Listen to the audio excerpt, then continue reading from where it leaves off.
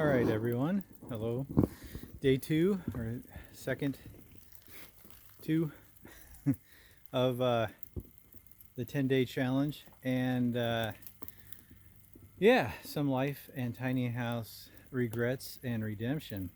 And I could say one of my regrets, it's not really a tiny house regret, is not getting my greenhouse cover off before the end of October. So it is now November 4th.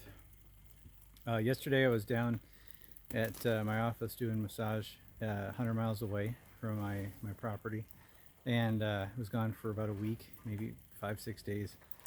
And in that 5 or 6 days, I left this property and there was not a speck of snow on the ground.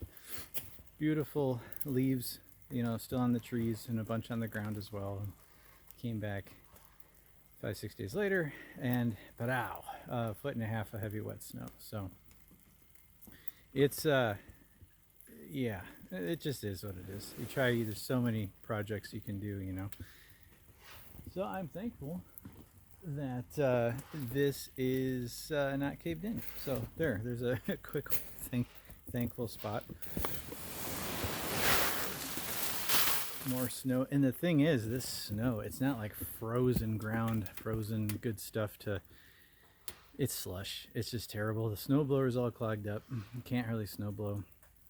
You can hear my my neighbor buddy behind me scraping over at his place there. I think the audio's picking it up. He came over here with his tractor with a snowblower on the front, and still no go. He can't get his place either. So it's just this heavy, wet 1.5 feet of slop.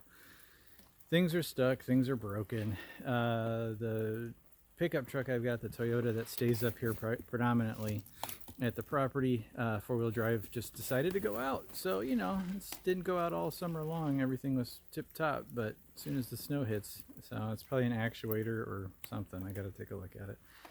Hope it's not too serious. So, tiny house kind of regrets. I mean, I was looking in there today dealing with stuff, and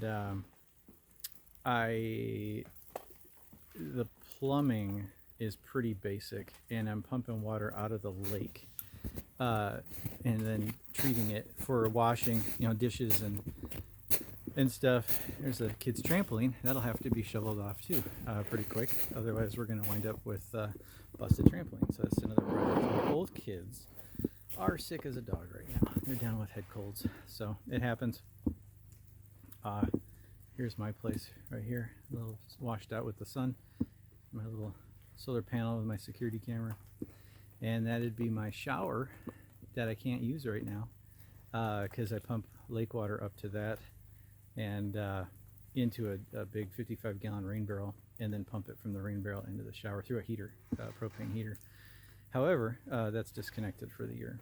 So the plumbing in the tiny house, I know I'm off track, 100 miles an hour, is very basic. So I think I would have thought out a bit more on how to get water up, or doing some sort of a well closer to the actual tiny house itself. We've got a couple of those well projects going on right now. One was a complete dismal failure this summer. I'll have to do a video on that one because it was a good learning experience. Jeez Louise, what a abject failure. Trying to drill your own well up here on this glacial till is the problem. This glacial till soil, it's just basically just loose gravel and sand underneath you, which is great for making driveways. It's great for moving around and drainage. I don't have sitting water and clay and swamp, so I'm thankful for that.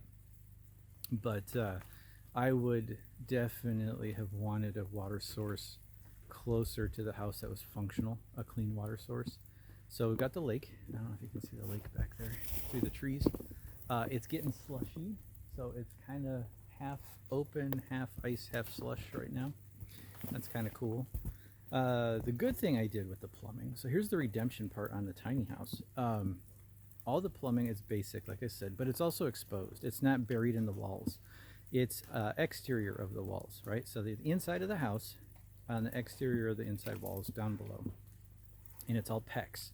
So I'm thankful for that. And if there's a leak or there's a rupture or there's a thing I need to fix or re-plumb in a different direction, super easy to get to. So that's something I would definitely recommend, especially if you're going to be in cold environments. This is Alaska.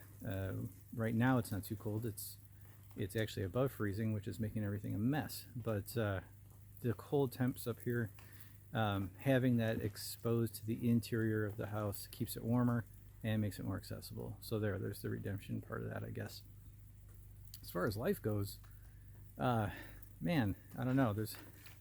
I've had a very amazing life, and I've done a lot of really cool stuff, and I've got amazing kids, and for that I'm very thankful. I think one of the regrets that I have, and I wanted to talk about money at some point, so I think I'm going to bypass that one because there's a money topic with this 10-day series I want to do, and maybe I'll do that on the 9th or 10th video, because it has to do with the person who helped influence this whole deal. So the 10 video deal. Life regrets that I could pass on with my experience is, we had yesterday taking more chances and believing in yourself, doing it earlier, and now it would be those fantasy kind of things that you always thought you were going to do or you'd like to do, like take a really cool crazy trip, or like for me, part of that is like if I want to take my canoe down part of the Yukon or the whole Yukon, you know, I want to do something kind of epic that's like months long, and I've put it off and put it off and put it off because of money. And now I'm getting older, you know, and thankfully I'm still fit enough, and I've got really great health. I'm blessed with that. But I would have liked to have done those more epic, longer, arduous things that I wanted to do earlier in life. Because as I age, always wanting to get to the proper moment with money or time. Now I've got kids, you know, so that choose into that. And I guess that's an excuse because people do it all the time, right? Those are my excuses. So I'm going to go past that. And now that I've got this spot in my life, I kind of had a wake-up call with my parents coming up here this year to Alaska from the lower 48, and we were, and Dad, you're probably going to be watching this video, so thanks, my one and only fan. he's like one of like 10-12 people on here who watches my videos, so thanks, Dad. And this is no dig on you, Dad, or Mom. It just is, it's age, you know. And they were up here this summer, and the places that we had gone a few years back with relative ease to fish and that are no longer relatively easy. So that was kind of a wake-up call too, to me to get off my duff, and these things that are going to require more physical activity and dedication to that I really want, those kind of little pipe dream moments. I'm going to go after those. So that's what I would offer to everybody else. That's it. This is day 2 of the video. Winter Wonderland. I mean, I'm thankful for the sun there, and to get the greenhouse uncovered, my truck in the driveway, the one that is running good. So anyways, that's it for right now. Tiny house in the background. Oh yeah, I got to shovel off my solar panels so I can generate some power. All right, till tomorrow. Thanks for watching, and have a good one. Bye.